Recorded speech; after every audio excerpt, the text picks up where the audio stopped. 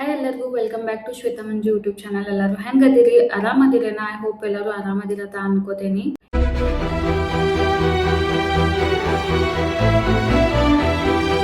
ಇವತ್ತಿನ ವಿಡಿಯೋದಾಗ ನನ್ನ PCOD story ನಿಮ್ಮ ಜೊತೆ ಶೇರ್ ಮಾಡ್ಕೊಳಕಿದೇನು. ನಿನ್ನೆ ಮಿನಿ ವ್ಲಾಗ್ದಾಗ ನಾ ಹೇಳಿದ್ನಿ ನೀವೇನಾರೇ ವ್ಲಾಗ್ ಮಾಡು ಅಂದ್ರೆ ನಾನು ಡೀಟೇಲ್ ಆಗಿ ವ್ಲಾಗ್ ಮಾಡ್ತೀನೋ ಅಂತ ಭಾಳ ಜನ ನಂಗೆ ವ್ಲಾಗ್ ಮಾಡು ಅಂತ ಹೇಳಿದಿರಿ. ಆ್ಯಂಡ್ ಪರ್ಸನಲ್ DM ಮಾಡಿದಿರಿ, ಭಾಳಷ್ಟು ಮೆಸೇಜಸ್ ಮಾಡಿರಿ. ಮತ್ತೆ ಇನ್ನೊಂದೇನಪ್ಪಾ ಅಂದ್ರೆ ನನ್ನ PCOD ಸ್ಟೋರಿಯಿಂದ ಇನ್ನೊಬ್ರಿಗೆ ಹೆಲ್ಪ್ ಆಗ್ತೈತಿ ಅಂದ್ರೆ ಯಾಕೆ ಮಾಡಬಾರ್ದು ಅನ್ನಿಸ್ತು. ಅದಕ್ಕೆ ನಾ ಈ ವ್ಲಾಗ್ ನಿಮ್ ಜೊತೆ ಶೇರ್ ಮಾಡ್ಕೊಳತೀನಿ. ಮೊದಲನೇದಾಗಿ ಹೇಳ್ಬೇಕಂದ್ರೆ PCOD ಯಾಕೆ ಆಗ್ತೈತಿ, ಅದ್ರ ಸಿಂಟಮ್ಸ್ ಏನ, ನನಗೆ ಯಾವ್ಯಾವ ಸಿಂಟಮ್ಸ್ ಇದ್ದು, ನಾ ಅದಕ್ಕೆ ಏನೇನ್ ಮಾಡಿನಿ ಎಲ್ಲಾನು ನಿಮ್ ಜೊತೆ ಶೇರ್ ಮಾಡ್ಕೋತೀನಿ. ವಿಡಿಯೋ ಎಂಡ್ ತಕ ನೋಡ್ರಿ, ಸ್ಕಿಪ್ ಮಾಡ್ಬೇಡ್ರಿ. ಹಾಗಾಗಿ ಸ್ವಲ್ಪ ವರ್ಷ ಆದ್ಮೇಲೆ ನಾ ಕನ್ಸೀವ್ ಟ್ರೈ ಮಾಡಕತ್ನಿ.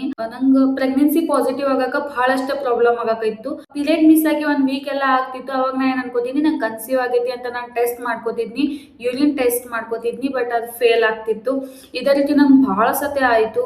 ಯಾಕೆ ನಂಗೆ ನ್ಯಾಚುರಲ್ ಆಗಿ ಕನ್ಸೀವ್ ಆಗ್ತಿಲ್ಲ ಅನ್ನೋತಕ್ಕ ಅಂದ್ರೆ ನಂಗೆ ಕೆಲವೊಂದು ಸಿಂಟಮ್ಸು ಆಲ್ರೆಡಿ ಸ್ಟಾರ್ಟ್ ಆಗಿತ್ತು. ಹೇರ್ ಫಾಲ್ ಆಗೋದಾ, ಮೂಡ್ ಸ್ವಿಂಗ್ಸ್ ಆಗೋದಾ, ಅಂಡ್ ಸುಮ್ಮ ಸಿಟ್ಟು ಬರ್ತಿತ್ತು, ಮತ್ತು ಫೇಶಿಯಲ್ ಹೇರ್ ಎಲ್ಲ ಬರ್ತಿತ್ತು, ಪೀರಿಯಡ್ ಇರ್ರೆಗ್ಯುಲರ್ ಆಗ್ತಿತ್ತು. ಈ ರೀತಿ ನಂಗೆ ಸಿಂಟಮ್ಸ್ ಇದ್ದು. ಈ ರೀತಿ ಸಿಂಟಮ್ಸ್ ನಂಗೆ ಕಾಣಿಸೋಣ ನಾ ಏನ್ ಮಾಡ್ನಿ, ಬಹಳಷ್ಟು ಜನ ಸರ್ಚ್ ಮಾಡಕ್ ಸ್ಟಾರ್ಟ್ ಮಾಡ್ನಿ. ಇದು ಹೆಂಗ್ ಕಮ್ಮಿ ಮಾಡ್ಬೋದು, ಯಾವ ರೀತಿ ವರ್ಕೌಟ್ ಮಾಡೋದು ಅಂತ ಹೇಳಿ. ಸ್ವೀಟ್ ಕ್ರೇವಿಂಗ್ಸ್ ಆಗ್ತಿತ್ತು, ವೇಟ್ ಗೇನ್ ಎಲ್ಲ ಆಗ್ತಿತ್ತು. ಈ ರೀತಿ ಆದ್ಮೇಲೆ ನಾನು ತಿಳ್ಕೊಂಡ್ಬಿಟ್ಟು ನಂಗೆ ಕನ್ಫರ್ಮ್ ನಂಗೆ PCOD ಆಗೈತೆ ಅಂತ. ನಂಗೆ ವೇಟ್ ಗೇನಿಂಗ್ ಭಾಳ ಆಗಿರ್ಕಿಲ್ಲ, ಒಂದು 3-4 kg ಹೆಚ್ಚಾಯ್ತು. ನಾ ಅದನ್ನ ಕವರ್ ಮಾಡ್ಕೊಳಕ್ ಈಸಿ ಆಯ್ತು. ಸೊ ನೀವು ಏನಾದ್ರೆ ಫಸ್ಟ್ ಸ್ಟೇಜ್ ಒಳಗಿದ್ದೀರ ಅಂದ್ರೆ ಈಗ ಅದನ್ನ ರಿಕವರ್ ಮಾಡಕ್ ಟ್ರೈ ಮಾಡ್ರಿ. ಯಾಕಂದ್ರೆ ಭಾಳ ಹೈ ಆಗುತ್ತೆ ಅಂದ್ರೆ ನಾವು ರಿಕವರ್ ಮಾಡ್ಕೋದು ಭಾಳ ಕಷ್ಟ ಆಗ್ತೈತಿ. ಅದಕ್ಕೆ ಅಂಡ್ ಇನ್ನೊಂದು ಹೇಳ್ಬೇಕಂದ್ರೆ ಬಹಳಷ್ಟು ಜನ PCOD ಅಂದ್ರೆ ದೊಡ್ಡ ರೋಗ ಅಂತ ತಿಳ್ಕೊಂಡ್ಬಿಟ್ಟಾರ. ಅದು ದೊಡ್ಡ ರೋಗ ಅಲ್ಲ. ಅದ್ ಏನಪ್ಪಾ ಅಂತಂದ್ರ ಅಂಡಾಶಯಕ್ಕ ಸಣ್ಣ ಚೀಲಗಳು ಇರ್ತಾವ, ಅದಕ್ಕೆ ಸಣ್ಣ ನೀರ್ ಗುಳ್ಳಾಗ್ತಾವ, ಅದಕ್ಕೆ PCOD ಅಂತಾರು. ಹಾರ್ಮೋನಲ್ ಇಂಬ್ಯಾಲೆನ್ಸ್ ಒಳಗೆ 2 ಟೈಪ್ಸ್ ಪ್ರಾಬ್ಲಮ್ ಬರ್ತಾವ. ಒಂದೇದ್ PCOD, ಎರಡನೇದ್ PCOS. PCOD ಅಂದ್ರೆ ಪಾಲಿಸಿಸ್ಟಿಕ್ ಓವರಿ ಡಿಸೀಸ್, PCOS ಅಂದ್ರೆ ಪಾಲಿಸಿಸ್ಟಿಕ್ ಓವರಿ ಸಿಂಡ್ರೋಮ್. ನನಗ PCOD ಇತ್ತು, PCOS ಅಲ್ಲ.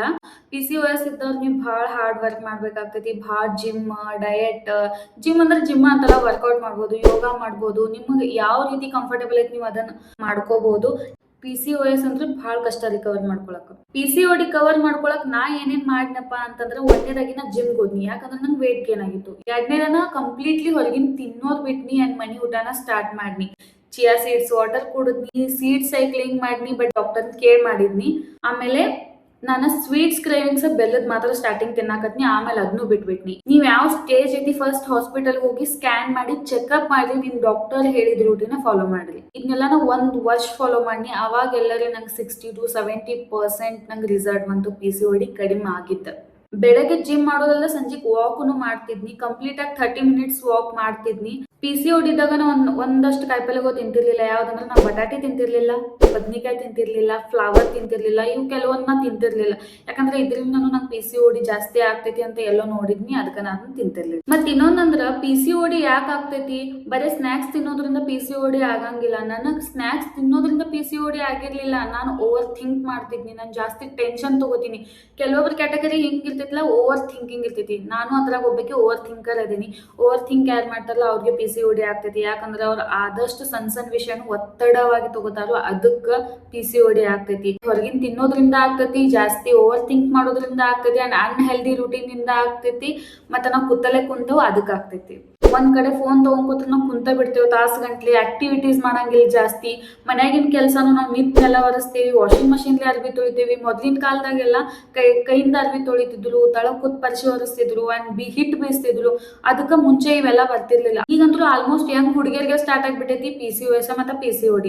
ಇದಂತೂ ಕಾಮನ್ ಆಗ್ಬಿಟ್ಟೈತಿ. PCOD ಐತಿ, ನಾ ಕನ್ಸೀವ್ ಆಗಂಗಿಲ್ಲ ಅಂತ ಡಿಮೋಟಿವೇಟ್ ಆಗಕ್ ಹೋಗ್ಬೇಡ್ರಿ. ಹೆಲ್ದಿ ಲೈಫ್ ಸ್ಟೈಲ್ ಫಾಲೋ ಮಾಡ್ರಿ, ವರ್ಕೌಟ್ ಮಾಡ್ರಿ, ಅಂಡ್ ನೀವು ಹಾಸ್ಪಿಟಲ್ ಹೋಗಿ ನಿಮ್ ಡಾಕ್ಟರ್ ಸಜೆಷನ್ಗೆ ನೀವು ರೂಟೀನ್ ಫಾಲೋ ಮಾಡಿದ್ರೆ ಬೆಟರ್. ಯಾಕಂದ್ರೆ ಕೆಲವೊಬ್ಬರಿಗೂ ಬೇರೆ ಬೇರೆ ಕ್ಯಾಟಗರಿಲೇ PCOD ಆಗಿರ್ತೈತಿ. ನನಗೆ ನೋಡ್ರಿ, ನಾ ಸ್ನಾಕ್ಸ್ ತಿನ್ನೋದ್ರಿಂದ ಆಗಿರ್ಲಿಲ್ಲ, ನಾ ಓವರ್ ಥಿಂಕ್ ಮಾಡ್ತೀನಿ, ಅದಕ್ಕಾಗಿತ್ತು. ಅದಕ್ಕೆ ನನಗೆ ಏನ್ ಸಜೆಸ್ಟ್ ಮಾಡಿದ್ರು ಅಂದ್ರೆ, ಸ್ವಲ್ಪ ನೀ ಮೆಡಿಟೇಷನ್ ಮಾಡು ಅಂತ ಹೇಳಿ ಸಜೆಸ್ಟ್ ಮಾಡಿದ್ರು. ನಾನು ಓವರ್ ಥಿಂಕಿಂಗ್ ಸ್ಟಾಪ್ ಮಾಡ್ಬೇಕಂದ್ರೆ ಬುಕ್ಸ್ ಓದಕ್ ಸ್ಟಾರ್ಟ್ ಮಾಡಿ. ನನ್ನ ಕಡೆ ಯಾವ ಬುಕ್ಸು ಇಲ್ಲ ಆಗಿತ್ತು, ಯಾಕಂದ್ರೆ ನಾನು ಬುಕ್ಸ್ ಓದ್ತಿರ್ಲಿಲ್ಲ. ನಾ ಫಸ್ಟ್ ತಗೊಂಡಿದ್ ಬುಕ್ ಭಗವದ್ಗೀತೆ, ಅದಕ್ಕೆ ನಾ ಭಗವದ್ಗೀತೆ ನಂಗೆ ಹೆಲ್ಪ್ ಆಯ್ತು ಸ್ವಲ್ಪ. PCOD ನಿಮಗೆ ಬಂದೈತೆ ಅಂದ್ರೆ ನೀವು ಇನ್ನೊಂದು ಪಾಸಿಟಿವ್ ವಿಚಾರ ಮಾಡಬೇಕು, ನೀವು ಸ್ಟ್ರಾಂಗ್ ವುಮನ್ ಅಂತ. ಯಾಕಪ್ಪ ಅಂತಂದ್ರ ಯಾರ್ ಮನಿ ಬಗ್ಗೆ ಜಾಸ್ತಿ ಒತ್ತಡ ತಗೊಂಡಿರ್ತೀರಿ, ಮನ್ಯಾಗಿನ ಕಾಳಜಿ ಮಾಡ್ತಿರ್ತೀರಿ, ಎಲ್ಲ ಜವಾಬ್ದಾರಿ ನೀವ ತಗೊಂಡಿರ್ತೀರಿ, ಅಂಥವ್ರಿಗೇನ PCOD ಬಂದಿರ್ತೈತಿ.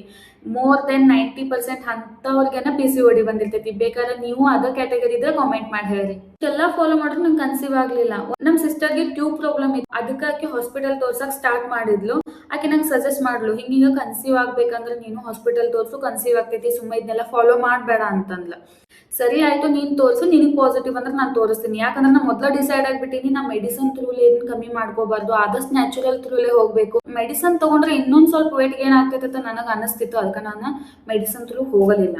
ನನ್ನ ಸಿಸ್ಟರ್ಗೆ ಏನಾಯ್ತು, ಪ್ರೆಗ್ನೆನ್ಸಿ ಪಾಸಿಟಿವ್ ಆಯ್ತು. ಅದ್ ನಂಗೆ ಕಾಲ್ ಮಾಡಿ ಹೇಳಿದ್ಲು, ಅಯ್ಯೋ ನಾನು ತೋರಿಸ್ಬೇಕಾಗಿತ್ತಲ್ಲ, ನಂಗೂ ಇನ್ಕ ಕನ್ಸೀವ್ ಆಗ್ತಿತ್ತಲ್ಲ ಅಂತ ನನಗೊಂಥರ ಹಳಹಳ ಫೀಲಿಂಗ್ ಆಯ್ತು. ಹಿಂಗಾಗಿ ನಾ ಏನ್ ಮಾಡ್ನಿ, ಸರಿ ಆಯ್ತು ನಾನು ಹಾಸ್ಪಿಟಲ್ ತೋರಿಸ್ತೇನೆ ಅಂತ ಹಾಸ್ಪಿಟಲ್ಗೆ ಹೋದ್ನಿ.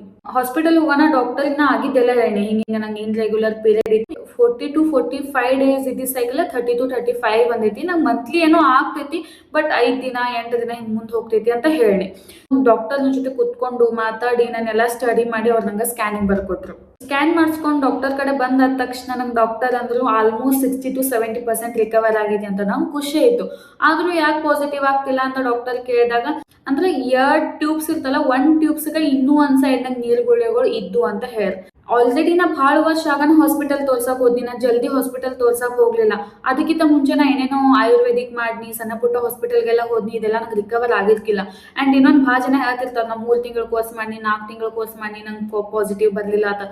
ಹಿಂಗಾಗಿ ನಾನು ಹಾಸ್ಪಿಟಲ್ಗೆ ಹೋಗಲಿಲ್ಲ. ಆಲ್ರೆಡಿ ಭಾಳ ಟೈಮ್ ಆಗೈತೆ ಅಂತ ಹೇಳಿ ನಂಗೆ ಡಾಕ್ಟರ್ ಲ್ಯಾಪ್ರೋಸ್ಕೋಪಿ ಸಜೆಸ್ಟ್ ಮಾಡಿದ್ರು. ಒಂದಿನ ನಾನು ಲ್ಯಾಪ್ರೋಸ್ಕೋಪಿ ಮಾಡಕ ಒಪ್ಕೊಂಡಿ. ಯಾಕಂದ್ರೆ ನಾ ಎಲ್ಲ ಸರ್ಚ್ ಮಾಡಿ ನನಗೂ ಜಲ್ದಿ ಮಗು ಆಗಲಿ ಅಂತ ಹೇಳಿ ನಾ ಲ್ಯಾಪ್ರೋಸ್ಕೋಪಿ ಮಾಡಕ ನಾನು ನನ್ನ ಗಂಡ ಕೂತ್ಕೊಂಡು ಡಿಸೈಡ್ ಮಾಡಿ ಒಪ್ಕೊಂಡ ಲ್ಯಾಪ್ರೋಸ್ಕೋಪಿ ಮಾಡಕ ರೆಡಿ ಆದು. ಸರಿ ಆಯ್ತು, ಮಗು ಜಲ್ದಿ ಆಗ್ತೈತೆ ಅಂತ ಹೇಳಿ ನಾ ಲ್ಯಾಪ್ರೋಸ್ಕೋಪಿ ಮಾಡ್ಸಕ ಒಪ್ಕೊಂಡಿ.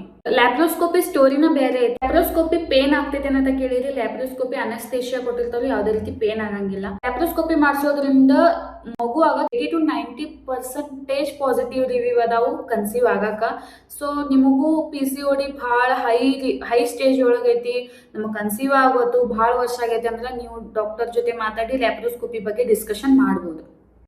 PCOD ಇದ್ದಾಗ ಭಾಳ ಸ್ಟ್ರೆಸ್ ಆಗ್ತೈತಿ, ಭಾಳ ಸಿಟ್ ಬಂದಂಗೆ ಆಗ್ತೈತಿ ಅಂದ್ರೆ ಆದಷ್ಟು ಬುಕ್ಸ್ ಓದ್ರಿ, ಮೆಡಿಟೇಷನ್ ಮಾಡ್ರಿ. PCOD ಇದ್ದಾಗ ಯಾವ ರೀತಿ ಊಟ ತಗೋಬೇಕಂದ್ರೆ ಜಾಸ್ತಿ ಕಾಯಿಪಲ್ಲೆ ಇದ್ದಿದ್ದು ತಗೋರಿ, ಹಣ್ಣುಗಳು ಇದ್ದಿದ್ದು ತಗೋರಿ, ಚಪಾತಿಗೆ ಸ್ವಲ್ಪ ಆಯಿಲ್ ಕಮ್ಮಿ ಹಚ್ಚೋದು ಬರೀ, ಜೋಳದ ರೊಟ್ಟಿ ತಗೋರಿ, ಕಾರ್ಬ್ಸ್ ಕಮ್ಮಿ ಮಾಡ್ರಿ, ಫೈಬರ್ ಜಾಸ್ತಿ ಮಾಡ್ರಿ, ಪ್ರೋಟೀನ್ ಜಾಸ್ತಿ ಮಾಡ್ರಿ.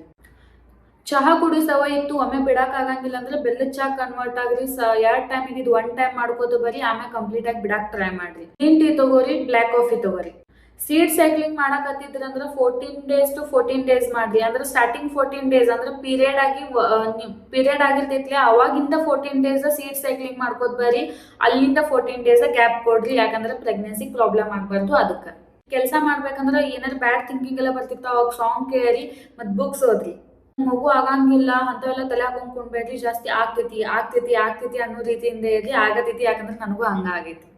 ಮನ್ಯಾಗ ಅದೇವಿ, ಹೆಂಗದೇ ಡ್ರೆಸ್ ಮಾಡ್ಕೊಂಡ, ಕೂದ್ಲ ಮ್ಯಾಕ್ ಕ್ಲಿಪ್ ಹಾಕೊಂಡ ಒಂಥರ ಇರ್ಬೇಕಂತೇನಿಲ್ಲ. ಆದಷ್ಟು ಫ್ರೆಶ್ ಆಗಿರಕ್ ಟ್ರೈ ಮಾಡ್ರಿ. ನೀವು ಎಷ್ಟು ಫ್ರೆಶ್ ಇರ್ತೀರಿ ಅಷ್ಟು ಹ್ಯಾಪಿ ಮೂಡ್ ಇರ್ತೈತಿ. ಎಷ್ಟು ನೀವು ಹ್ಯಾಪಿ ಮೂಡ್ ಇರ್ತೀರಿ ಅಷ್ಟು ನಿಮ್ಮ PCOD ರಿಕವರ್ ಆಗಕ್ಕೆ ಹೆಲ್ಪ್ ಆಗ್ತೈತಿ. ನಿಮಗೆ ಏನಾರ PCOD ಐತಿ, ಅದಕ್ಕೆ ಸಪ್ಲಿಮೆಂಟ್ ಥ್ರೂಲೆ ನೀವು ಕಮ್ಮಿ ಮಾಡ್ಕೋಬೇಕು ಅನ್ನತ್ತೀರ ಅಂದ್ರೆ ನಂಗೆ ಕಾಮೆಂಟ್ ಮಾಡಿ ಹೇಳಿ, ನಾ ಅದ್ರದ್ದು ಸಪ್ರೇಟ್ ವಿಡಿಯೋ ಮಾಡಿ ಹಾಕ್ತೀನಿ. ನಿಮ್ಮ ತಲೆಗಿಂತ ಯಾವಾಗ PCOD ಐತಿ, ಮಕ್ಕಳಾಗಂಗಿಲ್ಲ ಅನ್ನೋ ಥಾಟ್ ತೆಗ್ಯಾಂಗಿಲ್ಲೋ ಅಲ್ಲಿ ತಕ ಇದು ಆಗಂಗಿಲ್ಲ. ಯಾಕಂದ್ರೆ ನಾನು ಹಂಗ ಅನ್ಕೊಂಡಿದ್ನಿ, ನಂಗೆ ಮಕ್ಕಳಾಗಂಗಿಲ್ಲ ಅಂತ ಅನ್ಕೊಂಡಿದ್ನಿ. ಯಾವಾಗ ಅದನ್ನ ಕಂಪ್ಲೀಟ್ ಆಗಿ ತಲೆಗಿಂತ ತೆಗೆದು ಬುಕ್ಸ್ ಓದಕ್ಕೆ ಸ್ಟಾರ್ಟ್ ಮಾಡಿನಿ, ಹೆಲ್ದಿ ಲೈಫ್ ಸ್ಟೈಲ್ ಸ್ಟಾರ್ಟ್ ಮಾಡಿನಿ, ಹ್ಯಾಪಿ ಮೂಡ್ಲೆ ಇರಕ್ಕೆ ಸ್ಟಾರ್ಟ್ ಮಾಡಿನಿ. ಆಮೇಲೆ ಅದೆಲ್ಲ ಆದ್ಮೇಲೆ ನಂಗೆ ಲ್ಯಾಪ್ರೋಸ್ಕೋಪಿ ಆಗಿ ನಂಗೆ ಕನ್ಸೀವ್ ಆಯ್ತು. ಇನ್ ಕೇಸ್ ನಾ ಇದು ಯಾವುದು ಫಾಲೋ ಮಾಡಿಲ್ದ ಲ್ಯಾಪ್ರೋಸ್ಕೋಪಿ ಮಾಡಿಸ್ಕೊಂಡಿದ್ನಿ ಅಂದ್ರೆ ನನಗೂ ಕನ್ಸೀವ್ ಆಗತ್ತಿರ್ಲಿಲ್ಲ. ನಾನು ಲ್ಯಾಪ್ರೋಸ್ಕೋಪಿ ಬಗ್ಗೆನ ಯಾವ ರೀತಿ ಪ್ರಿಪೇರ್ ಆಗಬೇಕು, ಎಷ್ಟು ಅಮೌಂಟ್ ಹತ್ತೈತಿ, ಯಾವ್ಯಾವ ರೀತಿ ಇರ್ತೈತಿ, ಎಷ್ಟು ದಿನ ಅಡ್ಮಿಟ್ ಮಾಡ್ಕೋತಾರು, ರೆಸ್ಟ್ 2 ದಿನ ಮಾಡಬೇಕು, ಇದನ್ನೆಲ್ಲ ನಾನು ನೆಕ್ಸ್ಟ್ ವಿಡಿಯೋದಾಗ ನಿಮಗೆ ಹೇಳ್ತೀನಿ. ಇನ್ನೊಂದು ಏನಪ್ಪಾ ಅಂದ್ರೆ ಆಫ್ಟರ್ ಡೆಲಿವರಿ ನಿಮಗೆ PCOD ಮತ್ತೆ ಆಗೈತೆ ಅಂತ ಕೇಳ್ಬೋದು. ನಂಗೆ ಈಗೇನು PCOD ಐತೆ ಏನು ಅನ್ಸನಿಲ್ಲ. ನಂಗೆ ನಾರ್ಮಲಿ ಸೈಕಲ್ ಎಲ್ಲ ಸ್ಟಾರ್ಟ್ ಆಗೈತಿ, ಟೆನ್ಷನ್ ಎಲ್ಲ ತಗೊಂಡೇನಿ, ಸ್ಟ್ರೆಸ್ ಎಲ್ಲ ತಗೊಂಡೇನಿ. ಯಾಕಂದ್ರೆ ರಿವರ್ಸ್ ಬರೋ ಚಾನ್ಸಸ್ ಭಾಳ ಇರ್ತೈತಲ್ಲ, ಅದಕ್ಕೆ ನಾ ಮತ್ತೆ ವಾಪಸ್ ಹೆಲ್ದಿ ಲೈಫ್ ಸ್ಟೈಲ್ ಸ್ಟಾರ್ಟ್ ಮಾಡಬೇಕು. ಮತ್ತೆ ಈಗ ವೇಟ್ ಗೇನ್ ಆಗೀನಿ, ಯಾಕಂದ್ರೆ ಪ್ರೆಗ್ನೆನ್ಸಿ ವೇಟ್ ಗೇನ್ ಐತಿ, ಇದನ್ನ ಲಾಸ್ ಮಾಡ್ಕೋಬಹುದು. ಇದ ನೋಡ್ರಿ ಇವತ್ತಿನ ವಿಡಿಯೋ ನಿಮಗೆ ಇಷ್ಟ ಆಗಿತ್ತಂದ್ರೆ ಈ ವಿಡಿಯೋ ಲೈಕ್ ಶೇರ್ ಕಮೆಂಟ್ ಮಾಡ್ರಿ. ಯಾರೆಲ್ಲ ಈ ಪ್ರಾಬ್ಲಮ್ ಫೇಸ್ ಮಾಡತ್ತಾರೋ ಅವ್ರಿಗೆ ವಿಡಿಯೋ ಶೇರ್ ಮಾಡ್ರಿ, ಅವ್ರಿಗೂ ಹೆಲ್ಪ್ ಆಗ್ಲಿ ನಿಮಗೂ ಹೆಲ್ಪ್ ಆಗ್ಲಿ. ಈ ವಿಡಿಯೋ ನಿಮಗೆ ಇನ್ಫಾರ್ಮೇಟಿವ್ ಅನ್ಸಿತ್ತು ಅಂದ್ರೆ ಕಮೆಂಟ್ ಮಾಡಿ ಹೇಳಿ. ನೆಕ್ಸ್ಟ್ ವಿಡಿಯೋ ಲ್ಯಾಪ್ರೋಸ್ಕೋಪಿ ಬಗ್ಗೆ ಡೀಟೇಲ್ ಆಗಿ ವಿಡಿಯೋ ಮಾಡ್ತೀನಿ ಅಂಡ್ ನೀವು ಏನೇನು ಕ್ವಶನ್ ಕೇಳಿರೋದಕ್ಕೆಲ್ಲಾನು ಆನ್ಸರ್ ಮಾಡ್ತೀನಿ. ಈ ವಿಡಿಯೋ ಎಲ್ಲ ಮುಗಿಸ್ತೀನಿ, ಮತ್ತೆ ಸಿಗ್ತೀನಿ ನೆಕ್ಸ್ಟ್ ವಿಡಿಯೋದಾಗ. ಬಾಯ್ ಬಾಯ್.